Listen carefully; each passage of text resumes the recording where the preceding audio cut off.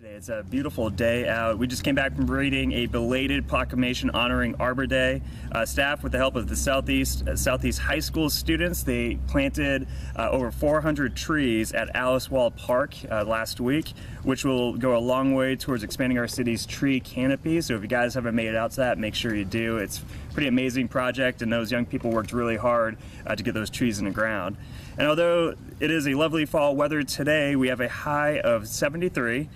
We have had a taste of cold weather already, and today we are having our annual salt and sand update. So we like to provide an annual reminder about our standard winter weather response. As always, of course, we're happy to provide updates for each winter storm as needed. We know our friends in the media love the winter weather stories, so we are going to keep you guys posted. Although the winter weather is nice today, it's Kansas, and we know we could have snow at any moment. And it's officially snowplow season, and we're slightly above our minimum staffing levels and currently have 148 drivers.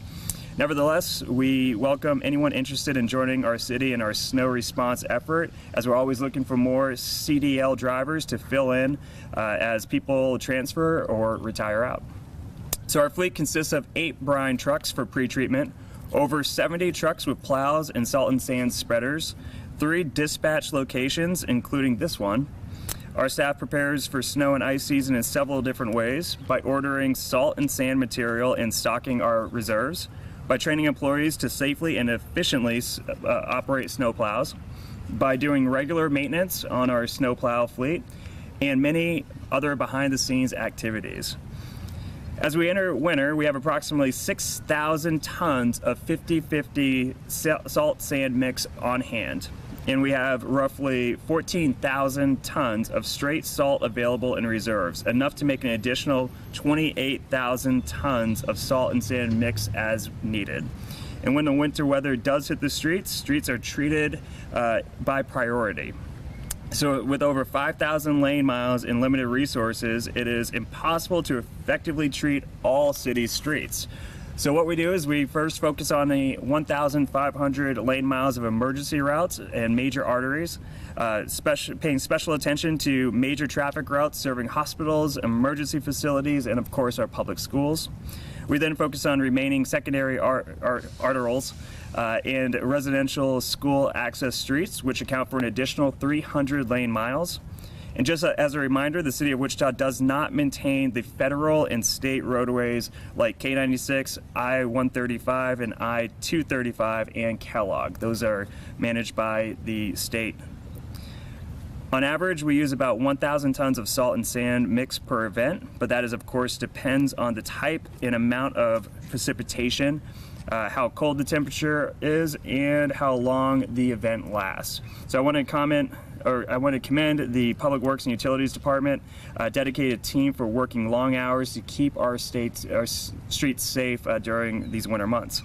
I also want to add that in the interest of safety, we will not be granting ride-alongs in our plows this year. As we encounter winter weather this season, you can follow the trucks on the city Twitter for updates and track snow operations in wichita.gov/snow removal. And I'm very excited to announce, in addition to this year's snowplow tracking site, you can now read the names of the snowplows as they work in your neighborhood. So you won't be able to see all 79 plows at once, but you will be able to see the active plows. So you can see some of the names now on wichita.gov/snow removal, as the snowplows are regular trucks working in the community, but are outfitted with blades when we receive winter weather. Some of the names you can look forward to seeing on this tracking site includes, and I want to give a shout out to our communications team, who worked very hard to make sure that we have catchy names for our snow trucks, so that it's better for people who are tracking this online so they can find these trucks. So I'm going to read off just a few of these names. One of them is Eisenplower, Darth Blader, Blizzard of Oz,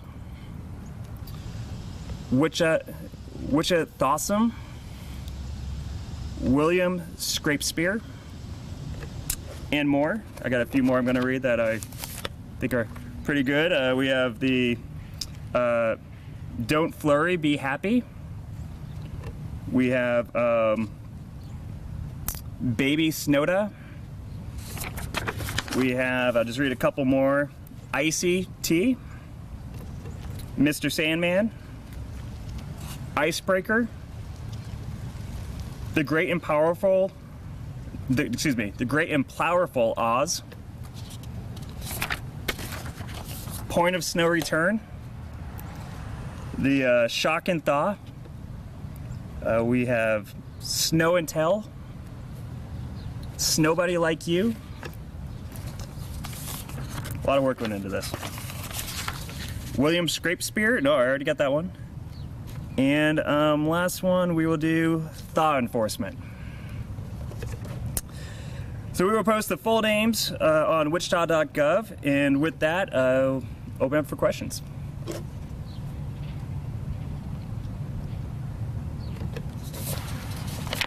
Looks like folks want me to read more names? No?